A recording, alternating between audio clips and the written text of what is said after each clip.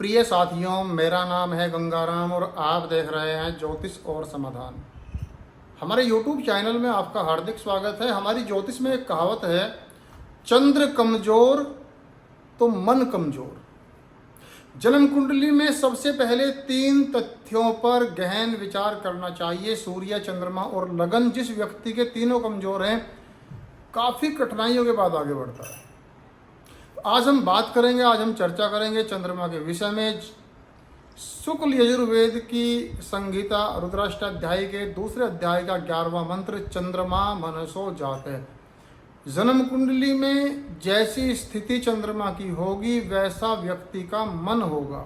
अब चंद्रमा की 4-5 अवस्थाएं मुख्य मुख्य, उन पर बात करूंगा, लेकिन इससे पहले मैं आपको बता दूं, ज्योतिष दिखाने के लिए और राशि रत्न खरीदने के लिए आप सीधे मुझे फ़ोन कॉल या व्हाट्सएप कॉल कर सकते हैं। मेरा फ़ोन नंबर, मेरा व्हाट्सएप नंबर आपके सामने स्क्रीन पर है। चलिए विषय में आगे बढ़ते हैं। यदि आपकी कुंडली में चंद्रमा अति बाल्यावस्था में है तो व्यक्ति का मन बालक के जैसा होता है। अति वृद्ध अवस्था में है तो उसका बचपन छिन जाता है। उसकी जो विचारधारा है बचपन में बूढ़ों वाली हो जाती है। ग्रहण योग में है, राहु या केतु के साथ है, तो व्यक्ति का मन चाहे धनवान है चाहे गरीब है, किसी न किसी द्वंद्व में, किसी न किसी तनाव में व्यक्ति घिरा रहता है। चंद्रमा पाप कर्तरी योग में है तो व्यक्ति के आसपास हमेशा दुष्ट व्यक्ति बने रहते हैं। और इन सब जो अवस्थाएं मैंने आपको बताई, सबसे खतरनाक अवस्था है केमद्रुम। केमद्रुम में यदि चंद्रमा है तो व्यक्ति को मानसिक बल नहीं होता, और मानसिक बल ना होने के कारण व्यक्ति जीवन में स्पष्ट रूप से निर्णय नहीं ले पाता, जिसके परिणाम बहुत अच्छे नहीं होते। तो यहाँ पर 4 चीजें मैंने बताई अति बाल्यावस्था, अति वृद्धावस्था, पाप कर्तरी, चंद्रमा के ऊपर पापक ग्रहों की दृष्टि, ये 4 स्थितियां हैं। लेकिन 5वीं स्थिति है केमद्रुम की। ये 4 स्थितियों का जो नुकसान है वो है 20% का, और जो केमद्रुम का नुकसान है वो सीधा है 98% का। चूंकि चंद्रमा जल है, और जल को यदि भूमि नहीं मिलेगी, जल को सहारा नहीं मिलेगा, जल को सपोर्ट नहीं मिलेगी, तो जल बिखर जाता है स्वभावतः। केमद्रुम क्या है? यदि व्यक्ति की जन्म कुंडली में चंद्रमा जहां पर विराजमान है वहां पर उससे एक खाना आगे एक खाना पीछे कोई भी ग्रह न हो, अगर राहु केतु और सूर्य हैं तो उनकी गिनती नहीं होती, केमद्रुम बन जाता है। इस अवस्था को केमद्रुम योग कहा गया है।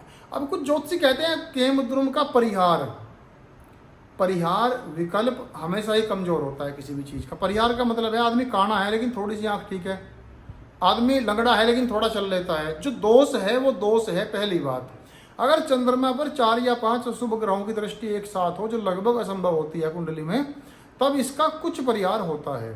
तो केमद्रुम योग में व्यक्ति को क्या करना चाहिए, यह एक महत्वपूर्ण सवाल है। वैसे तो यदि जन्म कुंडली में चंद्रमा पक्ष बली नहीं है, निश्चित रूप से व्यक्ति को पक्ष बली होना महत्वपूर्ण है, और केमद्रुम योग, इन 2 बातों पर ज्यादा ध्यान रखना चाहिए। बाकी पाप कर्तरी में है, अति बाल्य अवस्था में है, अति वृद्ध अवस्था में है, पाप दृष्ट है, ये चलने वाली चीजें हैं। व्यक्ति जीवन यापन के योग्य अपना उसके अंदर बुद्धि होती है।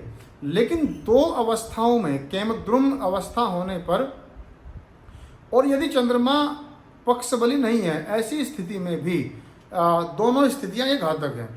तो अब इसके उपाय पर चर्चा कर लेते हैं। क्योंकि चंद्र कमजोर तो मन कमजोर। बहुत सीधी और साफ सुथरी बात यह है, चंद्रमा को मजबूत बनाने के लिए एक तो चंद्रमा को नियमित रूप से अर्घ दें। ओम सोमाय नमः इस मंत्र का सोमवार के दिन तो कम से कम जाप करें, बाकी आप कर सकते हैं, उसके लिए मना नहीं है। और स्वयं की जो आपकी साधना है, दैनिक पूजा पाठ है, वो परफेक्ट होनी चाहिए। साथ ही साथ में आपके घर में उत्तर दिशा में, पूर्व दिशा में, ईशान दिशा में गंदे जल का भराव नहीं होना चाहिए। आपके घर की टंकियों से टप टप टप करके पानी नहीं टपकना चाहिए।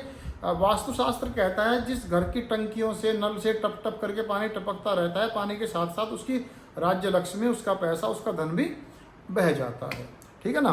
तो ये इस बात का आप ध्यान रखें। सफ़ेद वस्त्र धारण करें, पुराने वस्त्र धारण मत करें।